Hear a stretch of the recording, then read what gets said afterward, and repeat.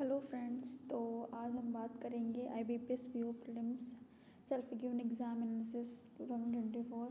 मेरा first shift में exam था। तो आज मैं आपको बताऊंगी कि एग्ज़ाम का क्या लेवल था, किस तरह का एग्ज़ाम आया था और किस तरीके से एग्ज़ाम में क्वेश्चन पूछे गए। तो सबसे पहले हम स्टार्ट करते हैं रीजनिंग से। रीजनिंग में पज़ल पूछे गए थे।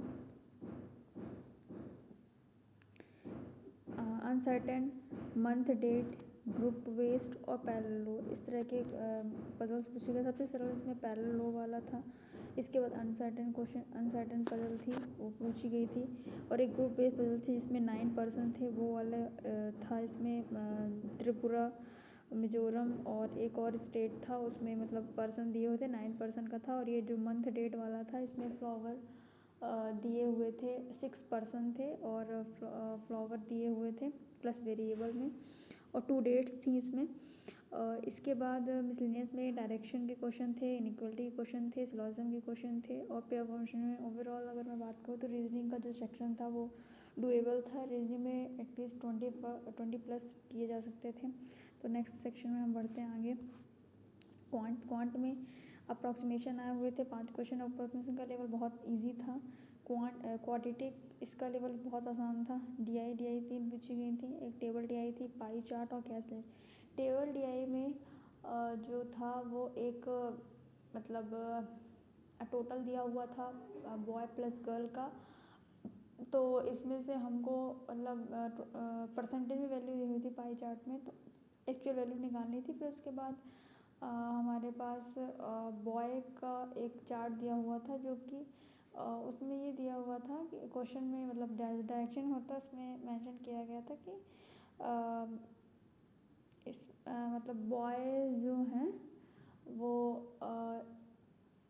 थ्राइज हैं ऐसा करके गर्ल्स से। तो उससे क्या था कि हमारा एक टोटल से बॉय और गर्ल D का आ गया था। उसके बाद ABCD में डाटा दिया था, तो फिर इससे हमारी सारी गर्ल्स आ गई थी। इस तरह से इसमें डाटा था पाई चार्ट में।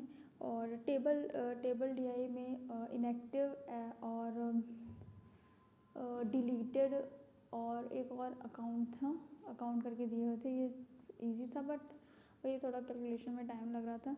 तो ठीक है, यही वाला था। और कैसलेट जो थी वो कुछ परसेंटेज बेस में आई हुई थी किसी पे कि मतलब EMI पे कुछ खर्च करता है, तो करके कुछ था। और अर्थमेटिक बहुत ही ज़्यादा डुएबल थी। मुझे ऐसा लगा मतलब कुछ क्वेश्चन बैठे कि ईजी थे। आगे बढ़ते हैं। देन इंग्लिश में क्लोज टेस्ट पूछा गया था। क्लोज टेस्ट में थोड़े कन्फ्यूजिंग थे। फिर फ्रेज रिप्लेसमेंट आया हुआ था। फ्रेज में ऐसे दिया हुआ था कि मतलब एक फ्रेज दिया हुआ था, उससे मिलते जुलते 4-5 ऑप्शन दिए थे, उनको मैच करना था। उसके बाद एरर के क्वेश्चन थे। एरर के क्वेश्चन 4 पार्ट में दिए गए थे और उनमें एरर फाइंड करना था कि कहाँ पे एरर है। उसके बाद वर्ड स्वैप, ये भी बहुत ईजी क्वेश्चन थे। इससे स्वैपिंग बहुत ज़्यादा लेवल इसका कम था। इंग्लिश ओवरऑल ईजी ही थी। और RC क्वेश्चन डायरेक्ट पूछे गए थे। अगर आप थोड़ा मैच करके थोड़ा पढ़ते, थोड़ा मतलब क्वेश्चन पढ़ते, फिर उसके बाद उससे पैसेज सिलेक्ट करते तो बन जाते। इसके बाद बात है मेरे अटेम्प्ट की। तो मेरे जो अटेम्प्ट रहे हैं वो रहे हैं क्वांट में मेरे रहे हैं कितने 17। और रीजनिंग में रहे हैं 14। और इंग्लिश में रहे हैं 25। और अगर मैं टोटल की बात करूँ, टोटल जो मेरा अटेम्प्ट है वो 56 है। लगता तो नहीं है, लेकिन बहुत कम अटेम्प्ट हुए हैं।